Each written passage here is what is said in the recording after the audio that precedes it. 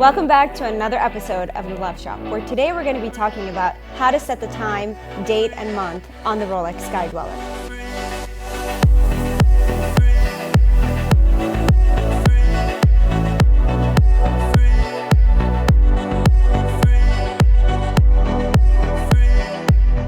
So let's focus on how we set the time, the date, the month on the Rolex Skydweller. I'd like to start with the safety mechanism closed. So we're going to go ahead and unscrew the crown.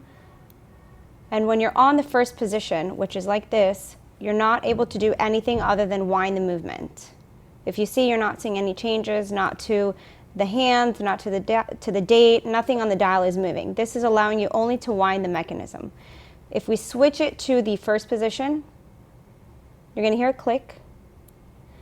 And this position is going to allow you to change the date and the month. So if you see, you have a very convenient way of changing the date where it goes back and forward. Now, if you want to go and change the date, you just move the crown forward and backwards to the date that you want. And then in order to change the month, you have to go throughout all of the days. And once you hit the 30 and 31, as you see, it moved. So the red contrasting marker, that's the month. So right now, we're at 0 or December, if you will. Now, if you keep going all the way to 30 or 31, depending on the month, you're going to see it switch, and that puts us in January. This second position is going to set the date and the month. Now, when you go to the third position, this is going to allow you to set the reference time, which is in the middle here. So in order to set the local time, you have to set the reference time first. So now when you switch it, you see that you're only able to set the reference time, which is in the middle.